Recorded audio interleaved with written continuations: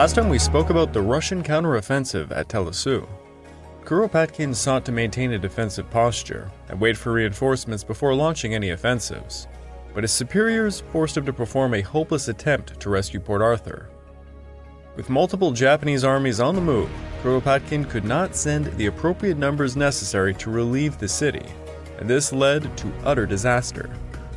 Lieutenant General Stackelberg was given the unfortunate job of advancing southwest to Port Arthur, and he would end up running into the Japanese around Tashi. Despite being able to fortify the position and taking up a defensive posture, the battle would prove disastrous for the Russians. Everything was going quite well until the Japanese snuck upon the Russian right flank, which buckled and opened the door to a rout. Stackelberg courageously led a counterattack to try and salvage the battle, but it was lost, and with it any hope of rescuing Port Arthur. This episode is the Russo-Japanese War Part 5, the Japanese advance to Liaoyang.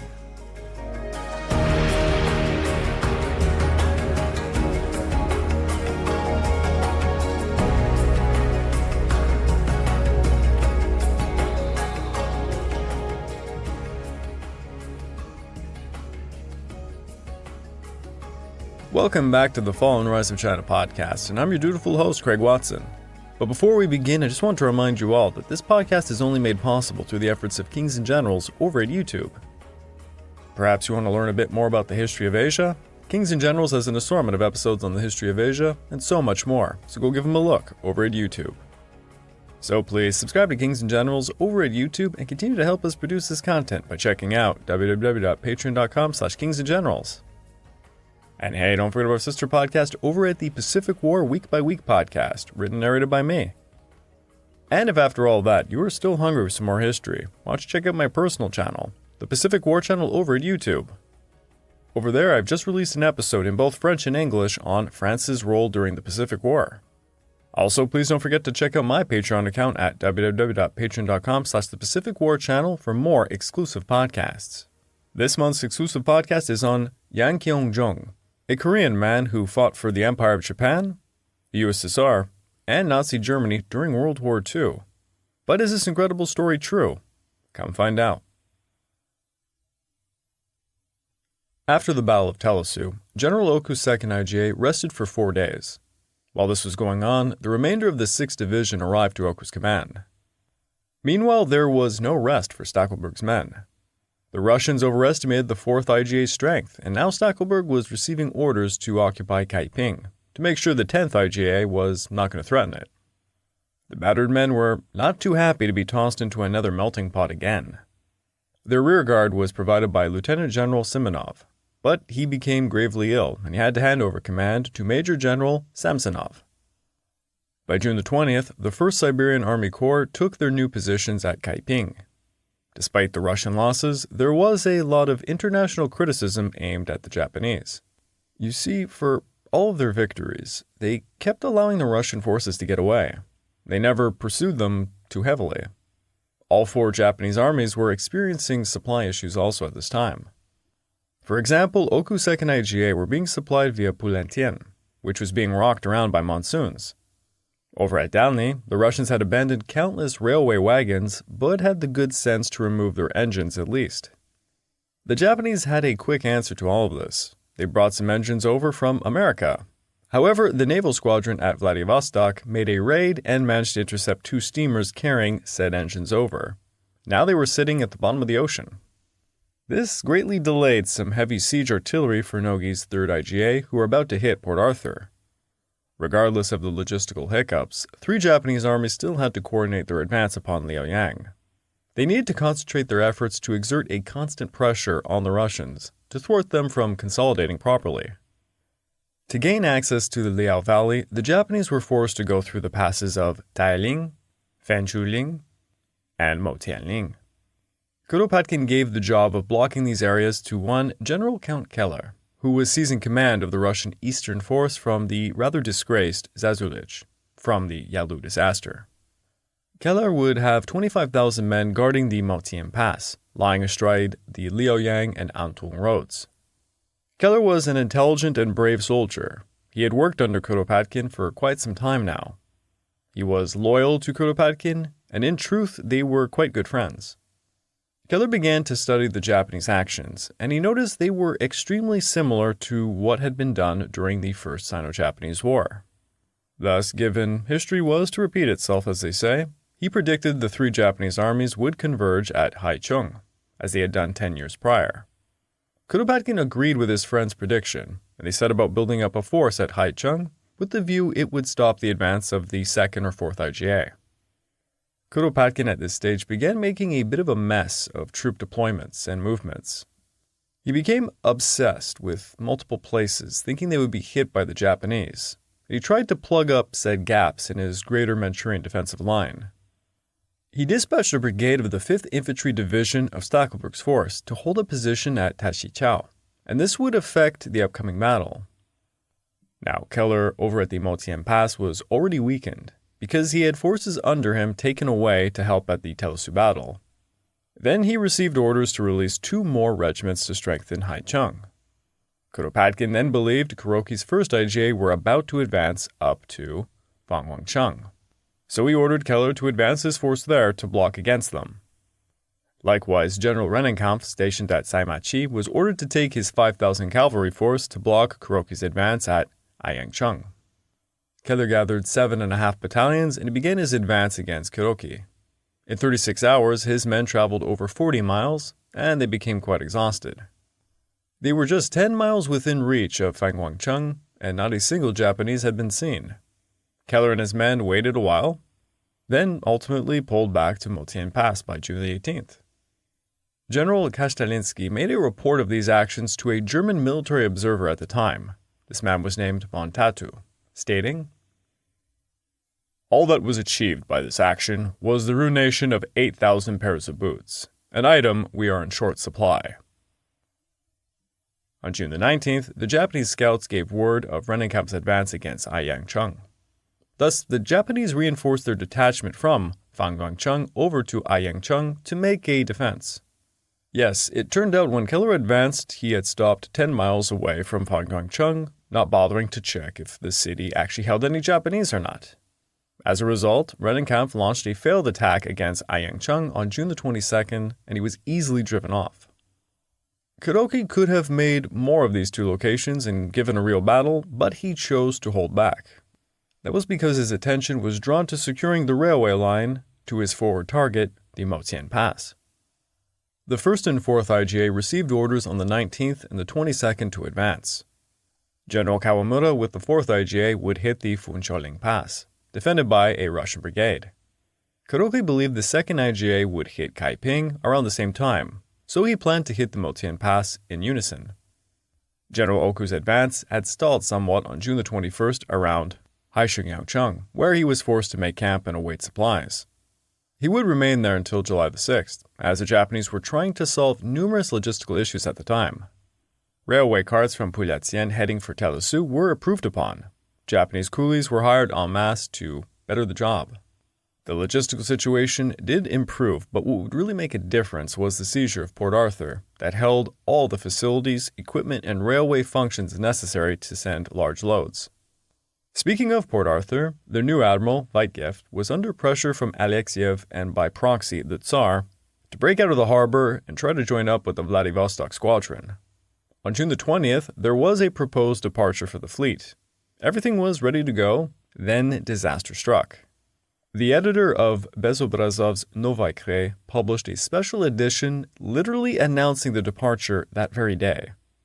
Wittgeff was forced to abandon the breakout attempt to the dismay of the sailors eager to get out of the harbor, as it looked like Port Arthur was about to face a siege. On June the 23rd, the fleet did depart, traveling carefully through the minefields. Then at 6 p.m., IJN warships appeared over the horizon. The Russians saw the IJN Chinyan, who was patrolling the Korean Straits. Wittgeff believed the entire combined fleet must be in the vicinity, but in truth, Togo had dispatched 8 cruisers to hit Vladivostok squadron, who downed their 2 steamers back on the 15th. Togo received word from the Chinyan that the Tsarevich and Retvizan were amongst the Russian ships. Togo was shocked that 2 battleships were repaired and out in the open sea. The Russians now held a 6-4 advantage for larger ships. The IJN still held superior numbers with 53 ships versus Weitgeff's 18, however. By dusk, the two opposing fleets began sailing parallel from another at a course of about 18 miles. It was a moonlit evening, and it was fit for battle. Despite the moonlight, the advantage was to be had by torpedoes rather than naval gunfire, something the IJN would become specialists at during World War II. The Japanese had much more destroyers and torpedo boats and thus held a distinct advantage. Togo steered his flagship Mikasa towards the Russian line. Weitgeft lost nerve and he ordered the fleet to turn to starboard, trying to make a return to Port Arthur and the security of her shore batteries. Upon seeing the Russians turning, Togo ordered his destroyers and torpedo boats to launch attacks upon their own attrition, rather than risking his battleships. In retrospect, Weitgeft should have given battle and done as much damage as possible to the IJN battleships, given what will occur later on at Port Arthur. But that is, of course, retrospect. Maintaining the Pacific Fleet in the hopes they could join the incoming Baltic Fleet was the winning idea of the day. The Russian fleet made an orderly retreat to Port Arthur, trying to take it slow lest they hit any mines. Only the Sevastopol would run into a mine, and no other Russian warships were significantly damaged by naval gunfire nor torpedoes. As for the IJN smaller warships, 5 of them took some hits from some shore batteries, but no one sank. While it did not look like a significant engagement, it was another blow to the morale of the Russian Navy, and Togo had yet again managed to bottle up the Russians. On June the 24th, a rather strange order was issued from the IJA General HQ to all units. The fact has been proven that the Russian fleet is able to issue from the harbor of Port Arthur. The transport of provisions, which will be required by the combined Manchurian armies after the arrival at Liaoyang, is therefore rendered uncertain. It is not advisable for the Second Army to advance further north than Kaiping for the present. The Battle of Liaoyang, which it was anticipated would be fought before the rainy season, will now be postponed till after it. Arrange your operations accordingly. Now you might be asking yourself, why was this a rather strange order? It was inconceivable for the 2nd IJA to be permitted to advance to Kaiping, while the 1st and 4th IJA had not yet broken through the Funxialing or Motian passes. The message thus spelt the doom of the 2nd IJA if the Russians were to find out and concentrate their forces against it. But was the order sent to the Japanese, or perhaps was it a ruse for the Russians? The Japanese units uncharacteristically ignored the order. Thus, one would be led to believe it was in fact a ruse. The actual Japanese plans were for the mountain passes to be secured prior to Oku closing in on the main Russian forces. The supposed fake message was to the contrary. It was not how the war went in 1894. Kuropatkin ended up taking his forces away from the Motian Pass to cover the supposed Oku advance. On June the 26th, Keller forfeited yet again another regiment over to Haicheng, and Kuropatkin went there himself that very day. Thus, on the 26th, Haicheng held around 41 battalions and 18 cavalry squadrons. Meanwhile, the 4th IJA advanced upon Fuxiangling, where the road descends to Haicheng and Tashi astride the railway. The pass held high pine-filled mountains to its north and less steep hills to its south, with tracks running parallel to the main approach. On the pass, the Russians deployed 3 infantry regiments, 3 batteries, and a Cossack battery. West of them was General Mishinka with his Cossack brigade, plus an infantry regiment. On the night of the 25th, the Japanese advanced along an unguarded path trying to hook around the rear of the Russian right flank. They had with them some Maxim machine guns and mountain artillery pieces. Another group of Japanese took off their regulation boots and wore Japanese straw sandals to scale the northern face of the mountain, undetected to get around the Russians' left flank. It took both of these detachments an entire day to maneuver, but altogether the plan was to hit the Russians on the morning of the 27th. At 5:15 a.m. on the 27th, the battle commenced with an artillery duel. The Russians had camouflaged their guns using trees. The Japanese frontal assault suffered heavily, and by 7 a.m. it slowed down nearly to a halt. But it was just at that moment when the left and right hooking detachments unleashed their firepower from the hilltops. The Russians were being hit from every angle, and they were quickly forced to pull back by 8 a.m. As the Russian artillery began to move, the Japanese pushed their frontal assault, now enjoying better artillery support. By 10 a.m., the Russians were overwhelmed and retreating towards Hishmunchang. Their retreat left Mishinka's left flank exposed. Mishinka attempted to counterattack, but by 7 p.m. he was likewise retreating. The Japanese were able with ease to outmaneuver the Foshanling Pass, but the Motian Pass was another matter entirely. I want you to try to imagine in your head the Battle of Thermopylae, a very narrow pass that had a smaller force that could guard it with ease. It did not offer any flanking opportunities. Yet all of the meddling by Kuropatkin to aid this theoretical attack upon Haicheng depleted Keller of men. Russian morale was at an all-time low. A lot of the soldiers were utterly confused by their superiors' orders. An account from the 12th East Siberian Rifle Regiment over the 2-week period had this to say. This regiment had been ordered to Anshanshan on the 15th of June, but on reaching that place had been at once sent back to Count Keller. On the 26th, it received orders to move to Taiwan. But while on the march, it received another order to retrace its steps and at 1 a.m. on the 27th reached the camp at Chinurtun, which it had left the previous morning. There it was met by an order from General Kuropatkin directing it to march at once to Haicheng. Leaving camp at 4 a.m. on the 27th, it reached Haicheng on the 28th, only to find out it was to move next to Liaoyang, this time by rail. Arriving there on the 30th, orders were again received to rejoin Count Keller. As formidable as the Motian Pass was, to the utter shock of the Japanese on June the 30th, they captured it unopposed. The Russians had abandoned the position. A few days before, the 9th East Siberian Rifle Regiment had been taken away from Keller to help out at Haicheng, and it seems this caused such a state of indecision alongside the capture of the Foshanling Pass, Keller opted to simply pull back. The rain continued to fall from June the 27th to June the 5th, making movement along the roads a nightmare for carts. Kuroki's 1st IJ were suffering from logistical problems as usual, and he was forced to put the 12th Division on half rations. If the rain persisted for more than 48 hours, Kuroki would have to retire his force to Fangguangcheng. But the rain came to a temporary stop. When the rain ceased, both sides went to work sending scouts to see what the other side was doing. The Russians could not figure out what the Japanese were going to do next. Would they try to maneuver around their left flank, or perhaps cut westward to the railway? On July the 4th, a reconnaissance in force was launched against Motiaoning by 3 battalions and it was easily repulsed. Meanwhile, the Japanese were receiving intelligence from their Chinese spies amongst the Russians, who reported that the Russians had taken up positions on the reverse slopes north of Motiaoning.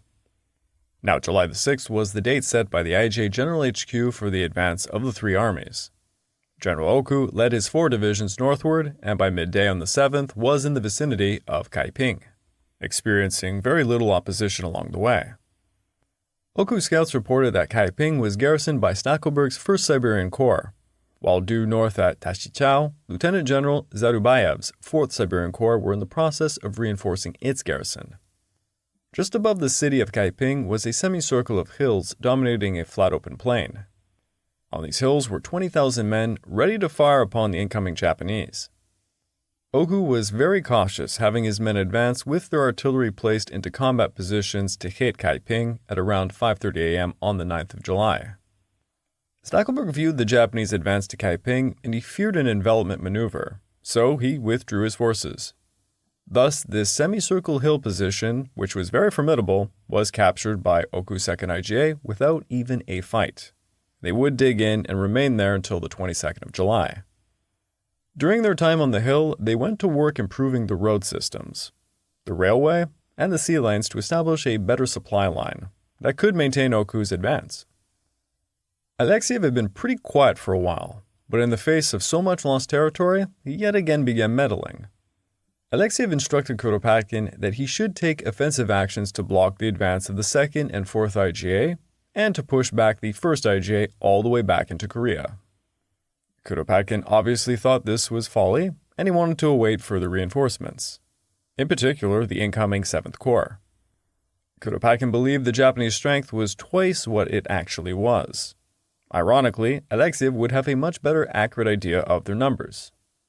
Kuropatkin was not 100% against offensive actions, however. He did favor Alexiev's idea to engage the 1st IGA, but certainly not the multiple offensives against separate Japanese armies all at once.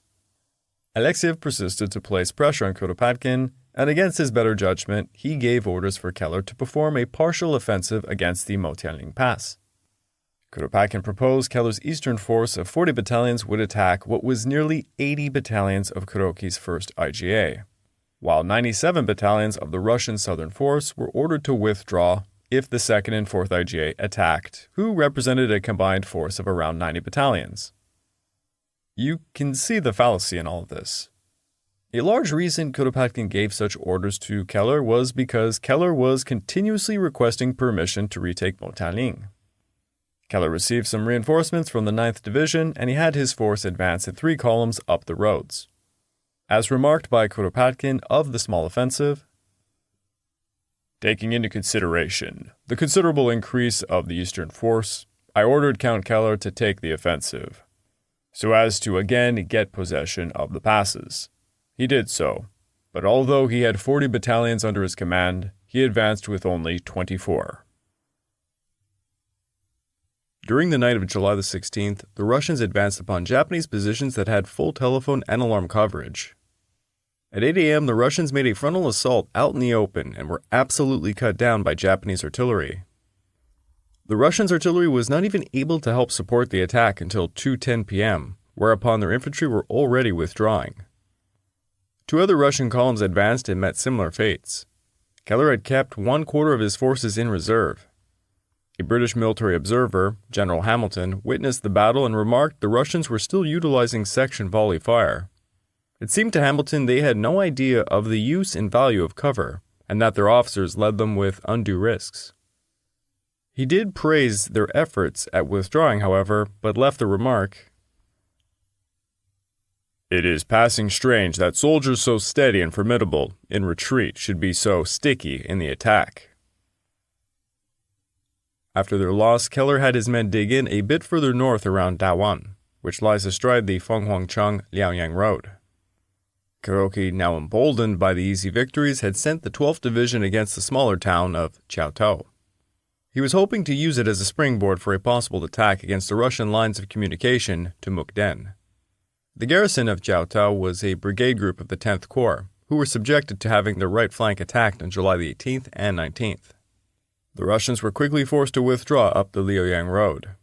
Rennenkampf was with his cavalry unit, 25 miles due east, and tried to assist them but received a wound to his thigh on the 13th. He had to hand over command to General Lubavin. Lubavin dragged his feet around on the issue and ultimately did nothing to help. With the loss of Chaotou, the rest of the 1st IGA were now advancing, and this directly threatened Panchishu, which lay along the railway line between Liaoyang and Mukden. Kuropatkin ordered the 10th Corps to retake Chaotou, while Keller was to hold out at Dawan. Meanwhile, Kuropatkin and Alexiev continued to argue about strategy. With no real navy to administer, Alexiev focused on the land war and was even planning the formation of 2 armies he would lead himself, placing Kuropatkin in command of one of them, and that would be subordinate to him. You really have to be baffled by this. Alexiev was an admiral. This was lunacy. Kuropatkin and Alexiev met at Mukden on July the 20th, whereupon Alexiev unfolded his plans to reinforce the eastern force, who were now engaged with Kuroki's army. Kuropatkin remained unconvinced, but obedient nonetheless, as he departed for Liaoyang, where he publicly announced his intention to resume the offensive. The 10th and 17th Corps were handed over to the eastern force, while the 2nd IGA resumed their advance northwards, edging closer to the eastern force. By July the 23rd, Oku's intelligence indicated the enemy force was roughly 4 divisions strong and had defensive lines going 10 miles long towards the south part of Taoxichao. Taoxichao was strategically important because it sat on the junction of the main and secondary lines of the railway leading to the port city of Yingkou. Taking such a junction would greatly benefit the Japanese logistics. Oku cautiously approached as the 1st and 4th IJ were still occupying the mountains. Oku had his men approach in an extended line going 12 miles with his cavalry brigade screening his left flank. On his right flank was the 5th Division, followed by the 3rd, 6th, and 4th to the extreme left. The Japanese advanced within 5 miles of the southern Russian lines. Kuropatkin had personally selected Tashichao and had it fortified heavily. Stackelberg's 1st Siberian Army Corps had fallen back to join up with Lieutenant General Zarubayev's 4th Siberian Army Corps. Zarubayev would have overall command now. Zarubayev was given orders to withdraw to Haicheng if pressed upon the enemy. Yet again, you can sense the defeatist mentality amongst the Russian commanders. Stackelberg took to the right flank, Zarubayev to the left. Stackelberg's sector rested along the railway, and to his flank was General Kosogovsky's cavalry brigade. Kosogovsky had taken command of the brigade from Samsonov.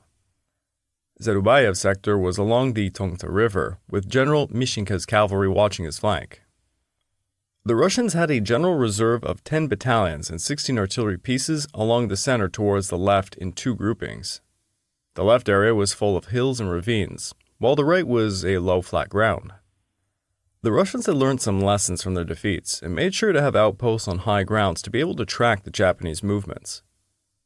Oku chose to advance along some fields of Liaoyang, providing some concealment, but not nearly enough to hide most of his forces' advance. Oku's intelligence indicated turning either flanks of the Russians would not be easy this time around.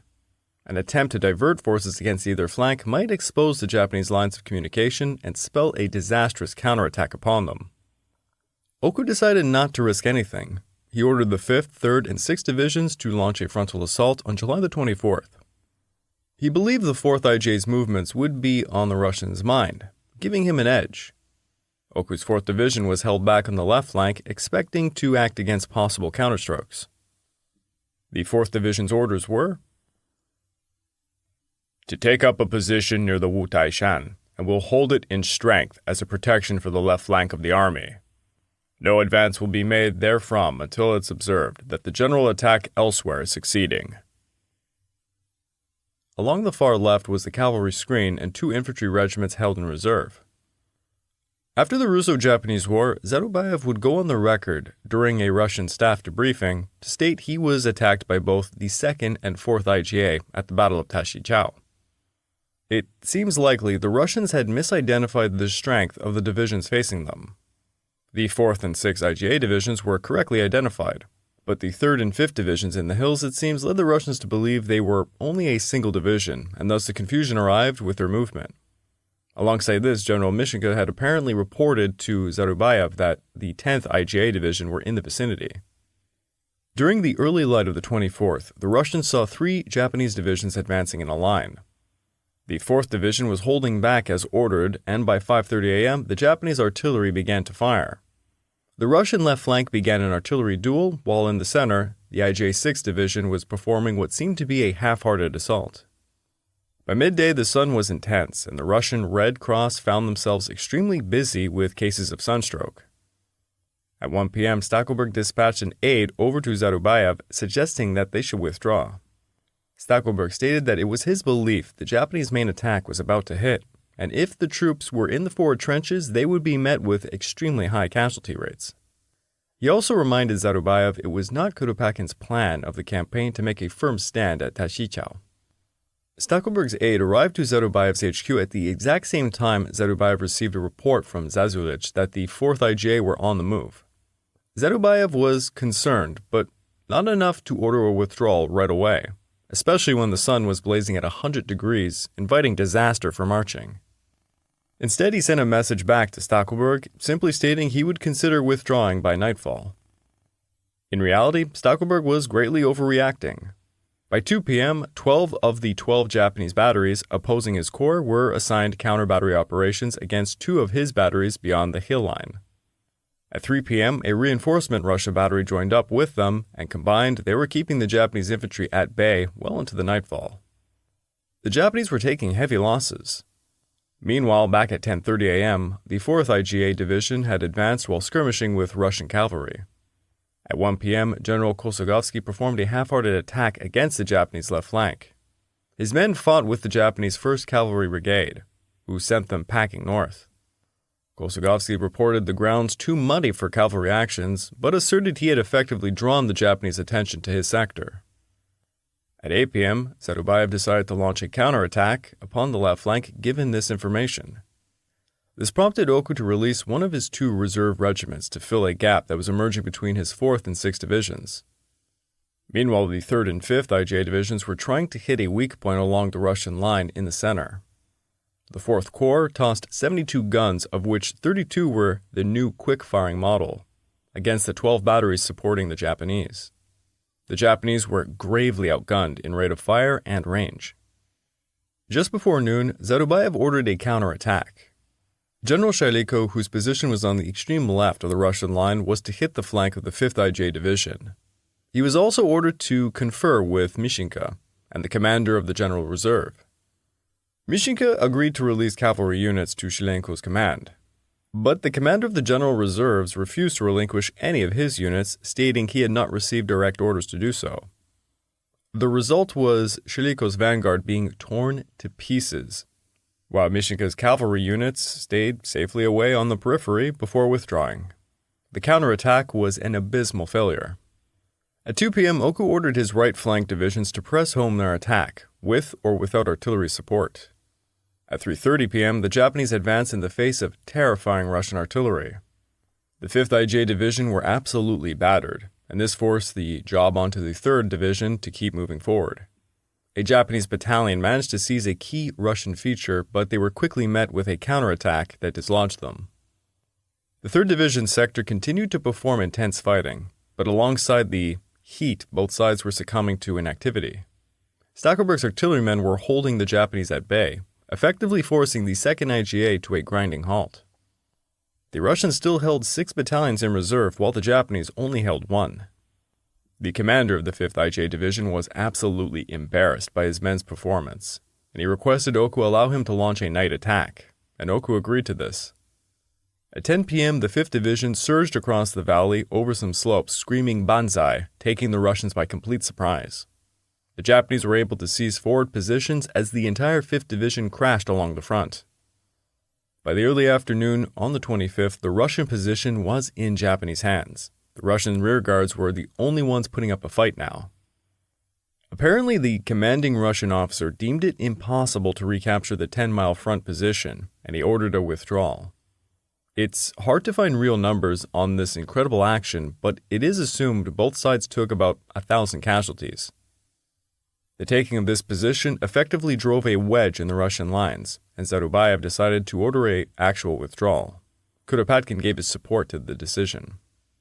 The 2 Russian corps now withdrew to Haicheng, as Oku's army captured Tashi and stayed there until August 1st. Their withdrawal left General Zazulich in an exposed position at Hismincheng.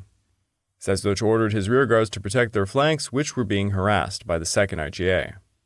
Meanwhile, the 5th IJA Division were transferred to General Nozu's 4th IJA. Mishinka's cavalry joined Zazulich, giving the 2nd Siberian Corps a brigade of the 10th Corps. Thus, they were now a total of 33 battalions, 31 squadrons, and 80 artillery pieces. Nozu now commanded the 5th, 10th, and 4th Divisions, along with the 10th Kobe Brigade. Nozu's orders were to attack the Russians whenever possible, so he looked at Hismincheng as a viable target.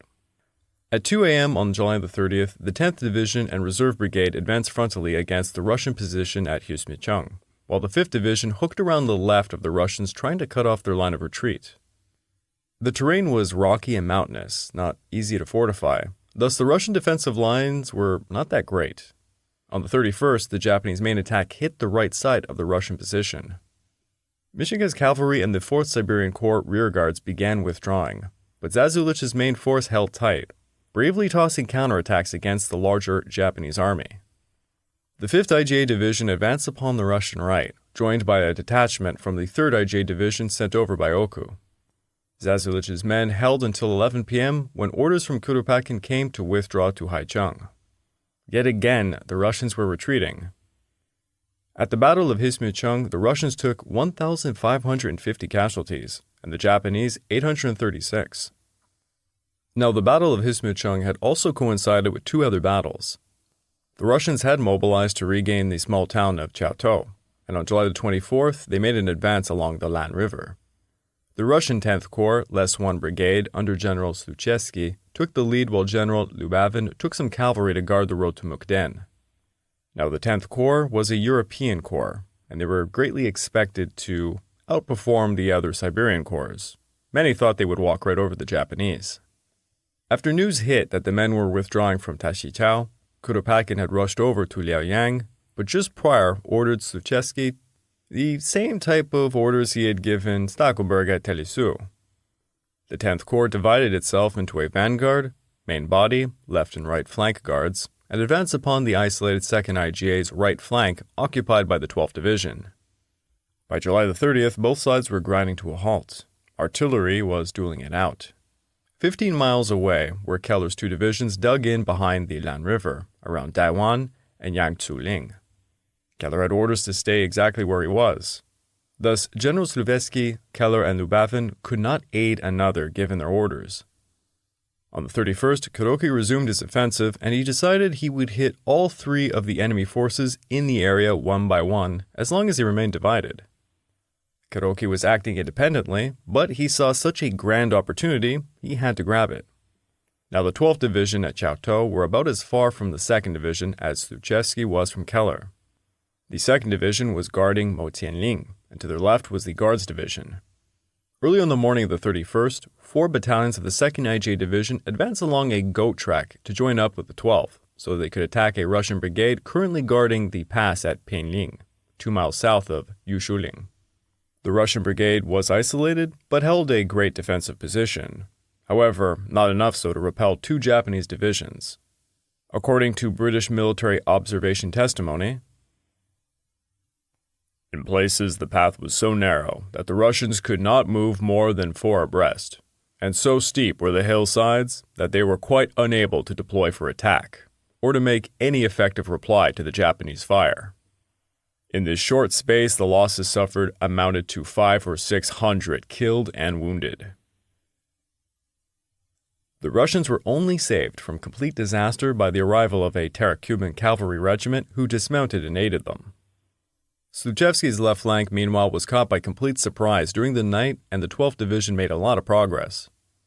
Then Sluchevsky received a telegram from Kuropatkin telling him Keller was battling some 50 miles away. Kuropatkin also had to inform him that his expected reinforcements were thus not forthcoming. The 10th Corps by this point had suffered 2,000 casualties. Their reserves were already in the battle. At 6:30, Sluchevsky's cavalry left flank guard were deceived by a false report that the Japanese artillery were turning to another area. The battle was going to hell in a handbasket, as they say. Kuroki planned to hold the Russian front with his 2nd Division, while the Guards Division would hook around their right. The 2 divisions with some reserves made a full assault. The Russians bravely tried to counter, but failed to stop the onslaught.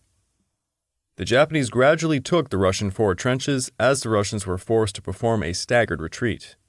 The Russians and Japanese had light casualties in the few hundreds for this battle. Over in Keller's position, Japanese artillery seemed to be hunting down superior officers. Keller was hit by shrapnel, tossing him to the ground with over 37 wounds, killing him instantly. The death of Keller destroyed the troops' morale, as he was a beloved commander, who was notorious for leading at the front. General Kastalinsky replaced Keller, and he ordered the reserves to come forward. Kuropatkin advised not tossing in the reserves, stating, "Hold back until main effort of the Japanese has been disclosed." Given the withdrawal at Husmichung and Yushuling, Kastalinsky was also told not to withdraw too hastily, but that is just what he did. Thus, the road to Liaoyang seemed completely open. The Russians were offering nothing but withdrawals after withdrawals. When would they stand firm to fight?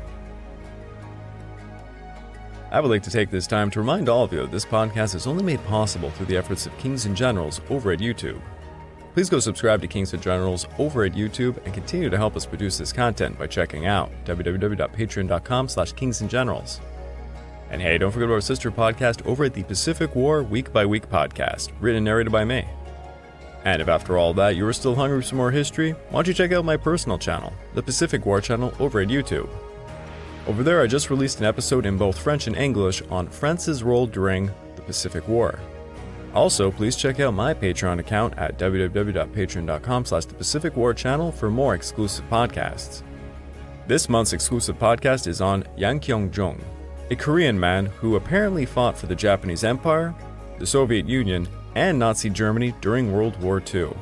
But is his story true? Come find out. As the Japanese advanced, so did the Russians, but in the opposite direction. British Lieutenant General Sir Edward Bruce Hamley's Operations of War states, "Victory can only be won by striking." Pungent words for Kuropatkin as he scrambled to perform multiple offensives.